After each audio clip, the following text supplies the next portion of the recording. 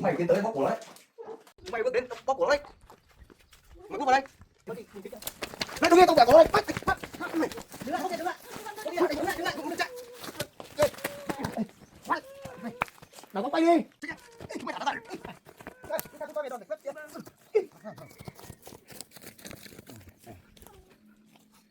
Thẳng ngay ra. Thẳng ngay ra.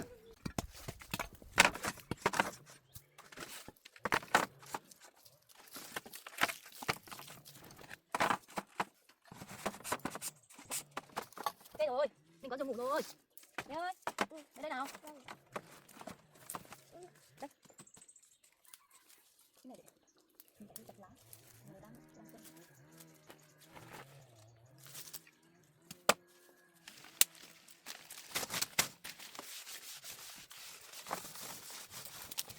À, đã có ngủ rồi. Chưa? Alo, đồng chí à? Đồng chí sắp đến nơi chưa?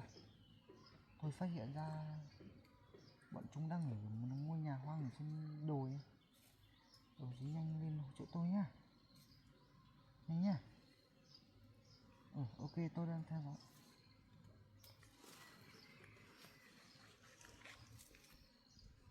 Nào. Im mồm. Im mồm. Im mồm.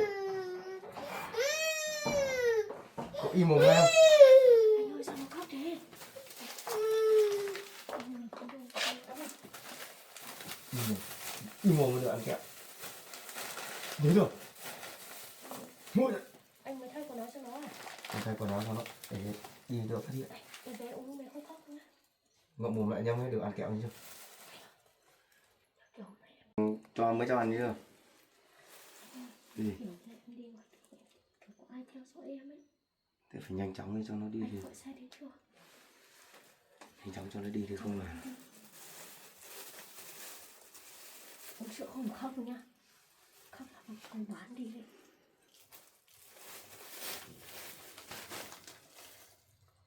Gọi xe đến chưa thì đi thì em sợ.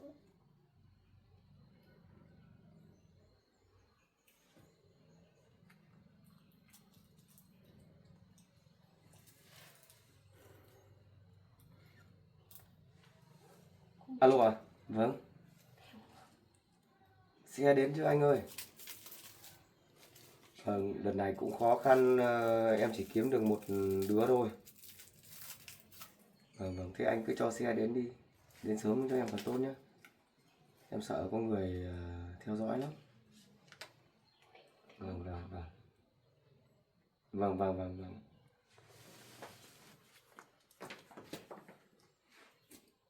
Xe sắp đến rồi đấy. Để em ra ngó xem nhá. Im mồm mới được ăn đấy rồi.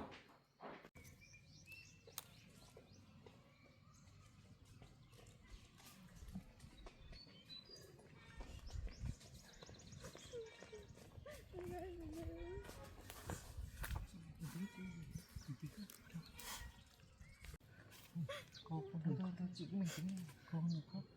Anh em bàn thế nào để đi bắt tống gọn. Để tôi nói chị không được khóc. Lúc này tôi nghe thấy tiếng trẻ con không có phải không? Bây giờ anh đâu đâu trong một người đi vòng đường này xong mình đi mất rồi. Chia nhau ta.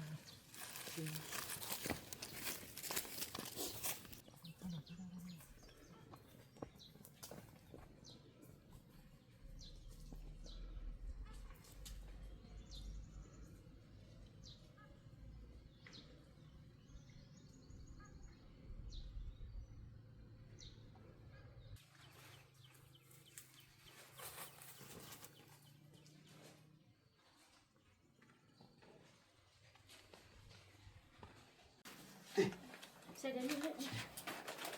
Im mồm nhé.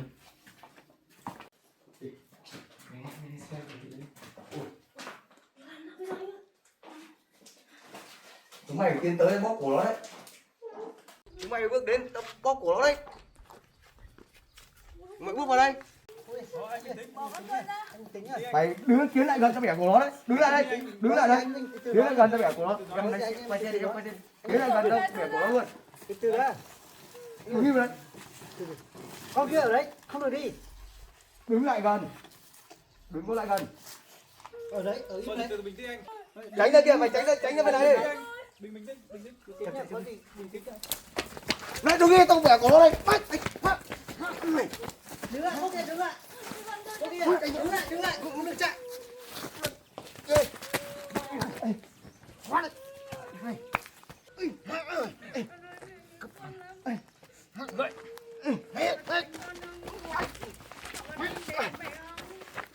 Con ơi, con ơi.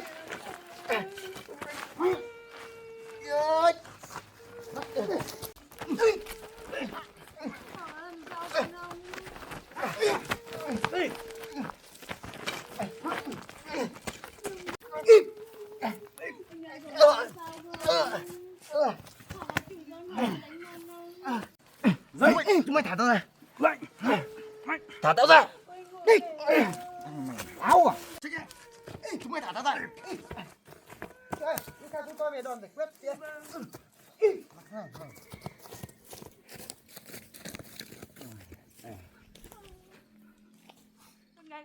Thả ngay tao ra.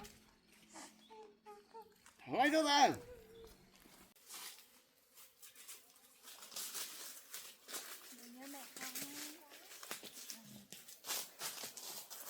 Thôi về đến đường rồi thì hai mẹ con nhà đâu để tôi đưa hai mẹ con đi về. Họ đi hết rồi. Cảm ơn anh trong mấy ngày hôm nay anh đã giúp đỡ mẹ con tôi rất nhiều. Mẹ con tôi đi về đấy. Ở đây không có gì đâu. Chẳng qua là tôi thấy cô tìm con cũng khổ nên tôi giúp được cái gì giúp cái đấy thôi. Vâng, mẹ con tôi tự đi đây. Mẹ con ơi, cảm ơn anh nhiều nhé. Nếu mà không ai đưa mà hai mẹ con về thì tôi đưa hai mẹ con về xong là tôi lại về nhà. Vâng, mẹ con em đi đây. Thế hai mẹ con về nhé. Vâng.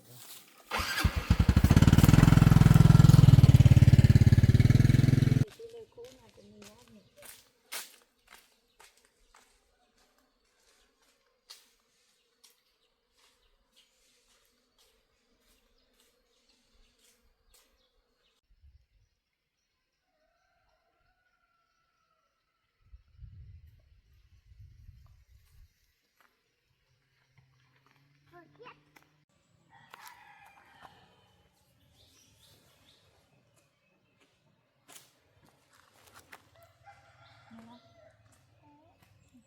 Lên một lát đã nhỉ?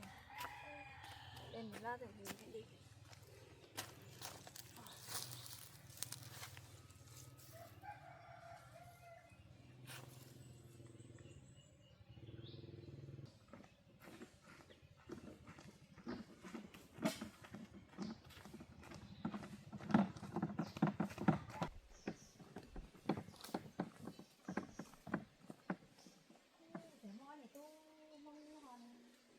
Bữa Tết là này đó. Con kia có dùng cái con của nó có tôi bên kia mình nhổ là bây giờ có Giờ này mẹ. con kia lo có tụi mình nhổ rồi Biết lo. cái lo này nó có trong xíu như cái mỡ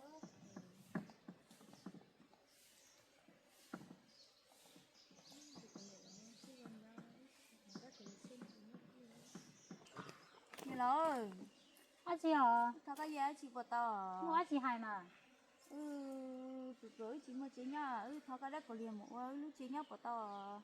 tao mà có thứ mua té lỏ có lý tí chuyện chơi á giờ đấy vô chị mà mua đồ này mà mua đồ này cho một chị đồ này nhỏ Tại vì nó thử lớn mà thì có. ô ly mà này cả một chùa lo mà Như chỗ cơ.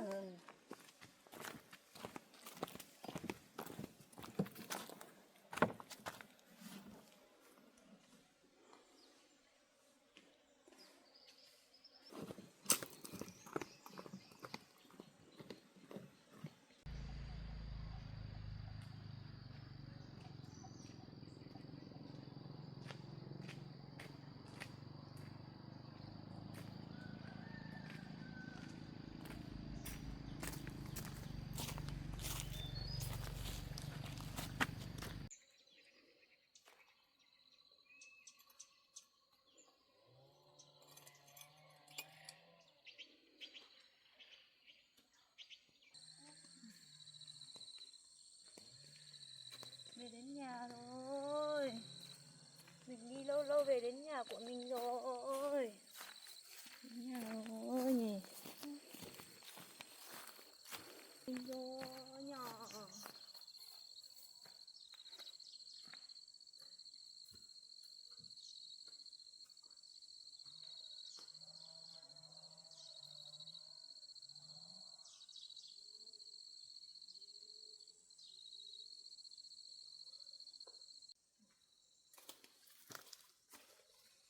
Ôi, đi đi.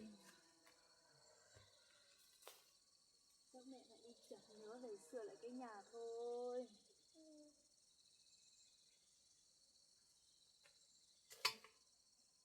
Mẹ của mẹ ngồi đây nhá.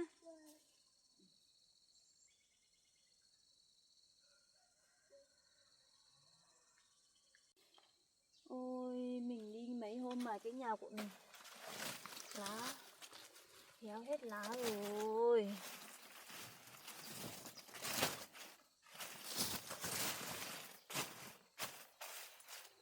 Mẹ đi đâu về? Đi đâu về với thầy? Ừ. Đi đâu về với thầy? Chắc mẹ phải đi chặt ít cây về để sửa cái nhà cho mẹ con mình ở thôi. Vâng. Mẹ đi đâu về? Mình đi đâu về? Mình chỉ nhớ. Ôi.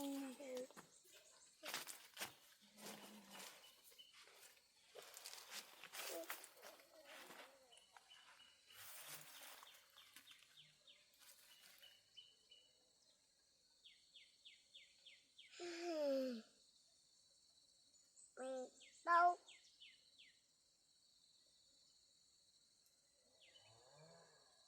Mẹ không đi chợ cháu à? Chặt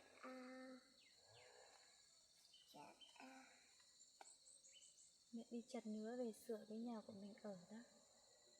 Còn cái nhà của mình cái này không ở được đâu con ạ. mẹ sửa đâu? Ừ. Sửa đâu? Sửa thế. Sửa nhà này á? Ừ. Đang đi được ai bảo ăn đường. Khúc qua khúc mẹ nắng mưa nắng mẹ nắng mưa nắng mưa nắng chúng ta.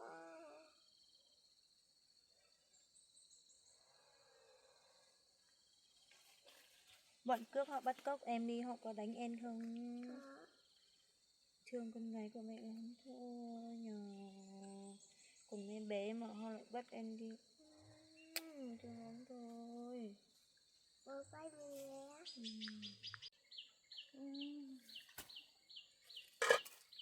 Thật may vì có một chị gái tốt bụng đã cho mẹ con mình mượn dao nhỉ. Mình sẽ đi chặt nữa về để dựng cái nhà để cho mẹ con mình ngủ ở đây.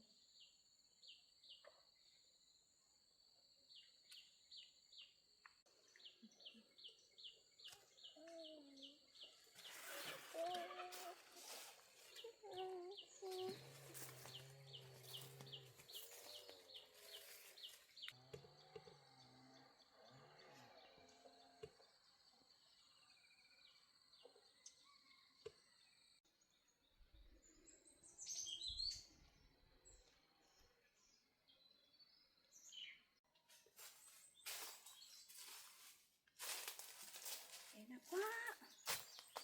Cái nặng quá.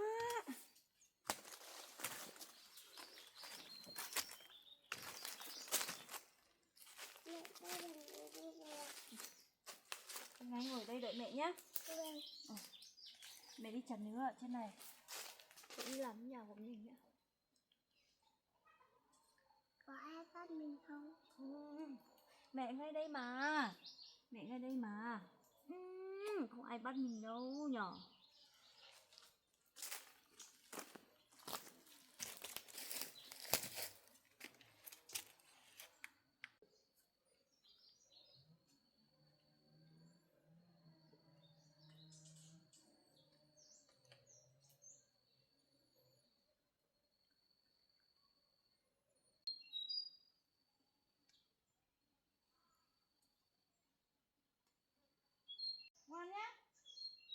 nhìn đấy nhá. Mẹ phần nữa mẹ về nhá.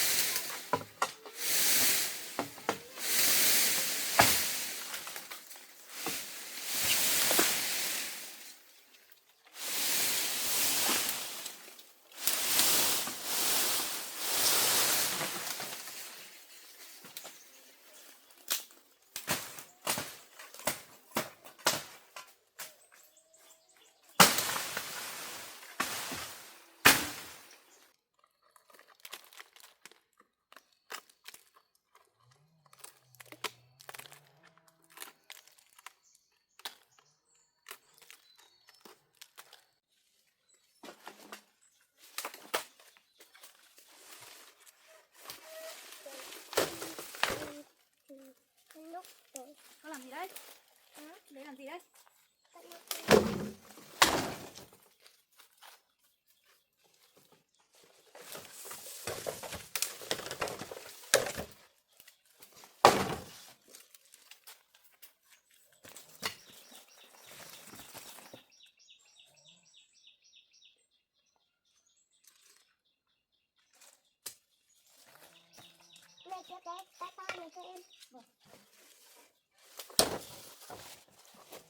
mẹ con không biết kia đây à? Mẹ con không biết kia đây à? Thế để chính ra mẹ làm nào, đi ra kia đi. Đi à? Kéo á?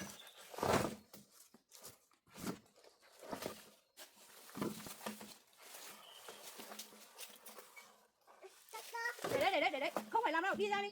Không, mẹ hỏi em làm mà.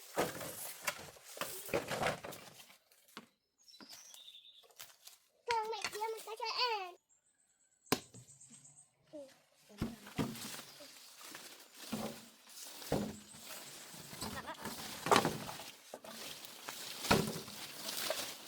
Cái này rồi. Từng này. Mẹ lấy dây dục, mẹ lấy dây. Cái này. Cái này. Cái này.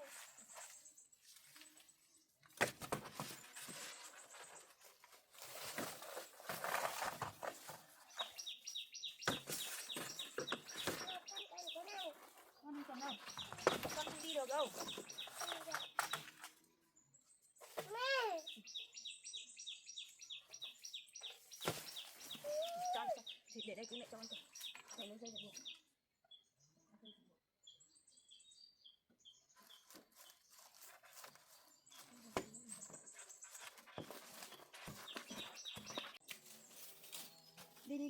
Đi ạ. Lấy của em đi. Cứ anh cho em ạ. Không thì sao của mẹ đâu. Cứ anh ra trong muốn đây.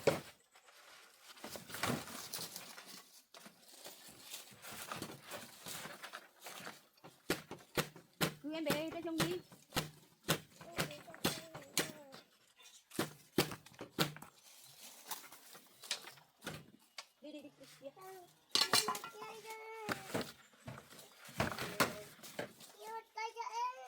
Một cho tao chế mẹ này thế.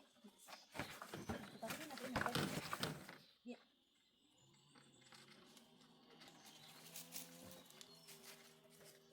Mẹ đây con mới tắt đó. Mới tỏ đi trước đi. Đi trước đi. Đi. Em bé đi trước đi. Em bé đi ạ. Mẹ con mang cái này lên nè. Anh về nhà đi.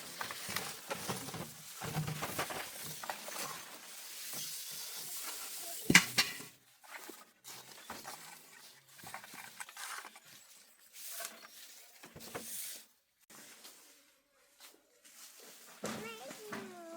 Trời, cái con đi mẹ. Mẹ hãy bút đi đọc của nó. Ui băng nè. Ngon mà mẹ mới rồi đấy.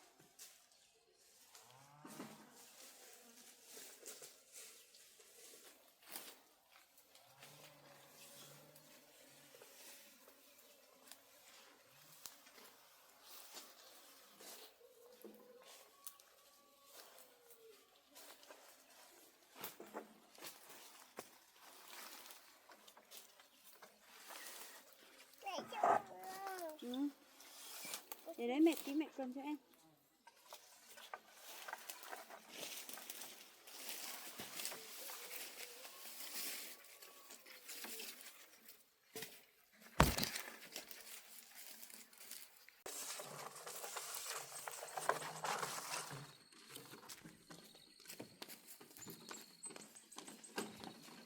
Đi con ơi.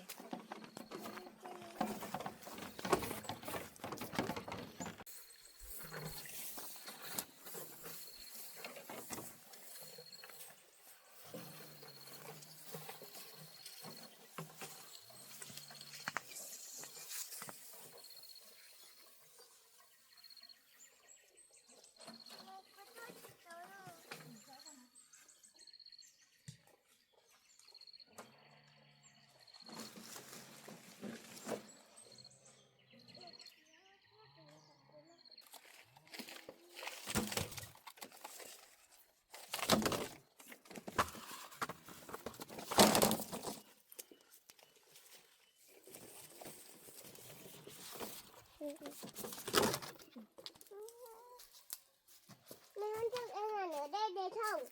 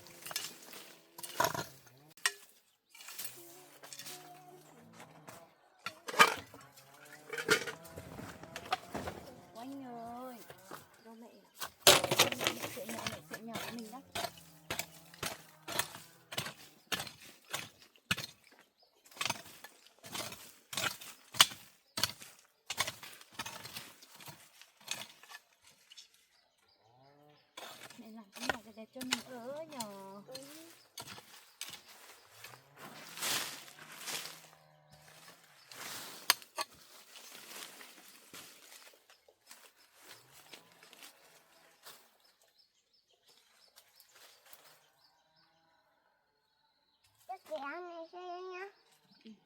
Em mà kéo rồi.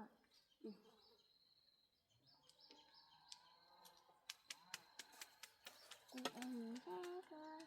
Em ơi tiếng. Không tiếng.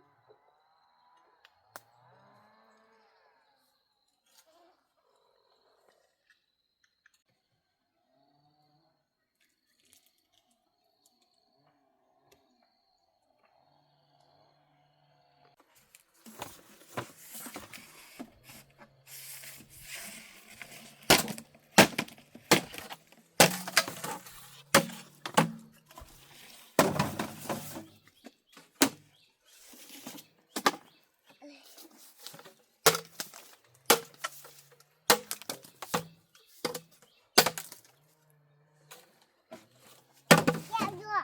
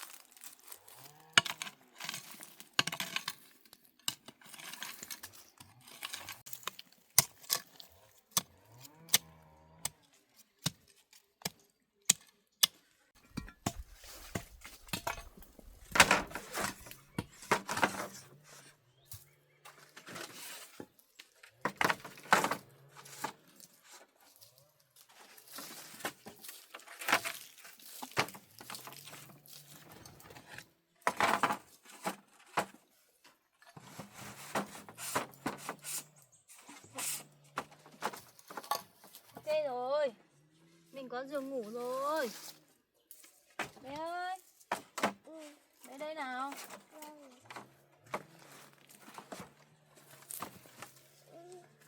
Đây. Cái này để mình phải đi chặt lá. Người đang cân.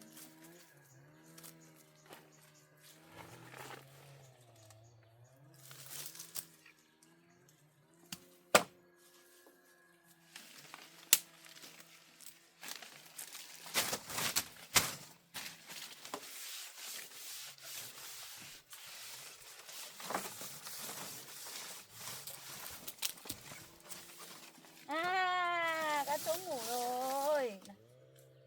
Thích chưa? Thích rồi. À.